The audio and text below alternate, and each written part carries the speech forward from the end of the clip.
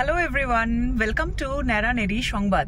আজ অনেক দিন পরে, রাদার বলা উচিত অনেক মাস পরে নয়ডাতে এসেছি বরের কাছে। তো কলকাতায় অ্যাকচুয়ালি ব্লগ করা আমার জন্য পসিবল হয় না। কেন হয় না সেটা আমি পরে কোনো একটা ব্লগে বলবো। তো কালকে অনেক রাত্রে ফ্লাইটে আমরা এখানে এসে পৌঁছেছি।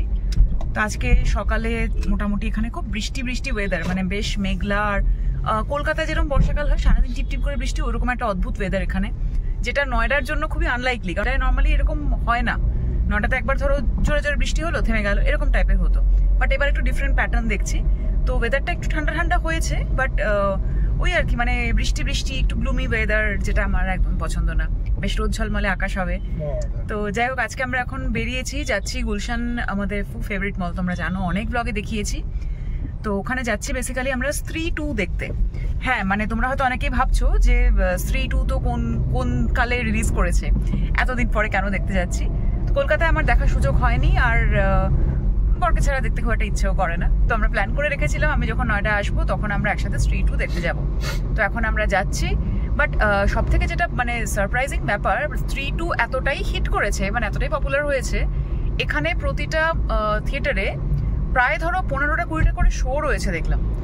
আর এতদিন হয়ে গেল এখনো টিকিটের প্রাইস একটুও কমেনি, যথেষ্ট লেভেলে ভালো মতনই হাউসফুল যাচ্ছে শোগুলো। তো যাই হোক, এখন যাচ্ছি, গিয়ে আগে টিকিটটা কাটবো, তারপরে চলো সাথে থাকো। গুলশান 129-এ ঢুকেছি, এখন কফি খেতে এসেছি কোস্টা কফিতে।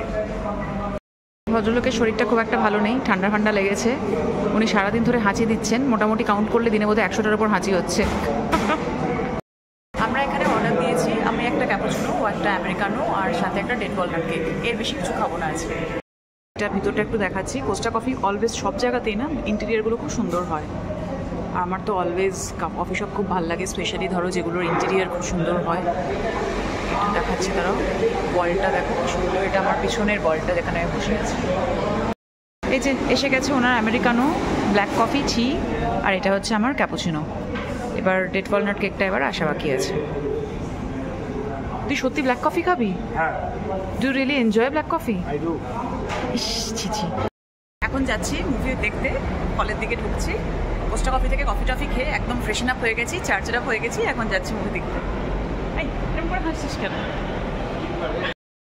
এসে গেছি মুভি ম্যাক্স, গুলশান 129। এবার ঢুকছি থিয়েটারের ভিতরে। ঢুকছি মুভি ম্যাক্সের ভিতরে। তুই দেখি আয়।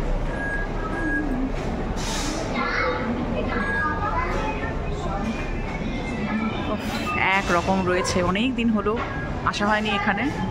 আমার খুব ফেভারিট জায়গা। সেই গ্র্যান্ডারটা একই রকম আছে, রাদার আরও বেশি গর্জাস হয়ে গেছে এখন মুভি ম্যাক্স। মুভি শুরু হওয়ার অনেকক্ষণ আগে ঢুকে গেছি। এখন তোমার বাজে হচ্ছে 5:47, আর মুভি হচ্ছে 6টার সময়।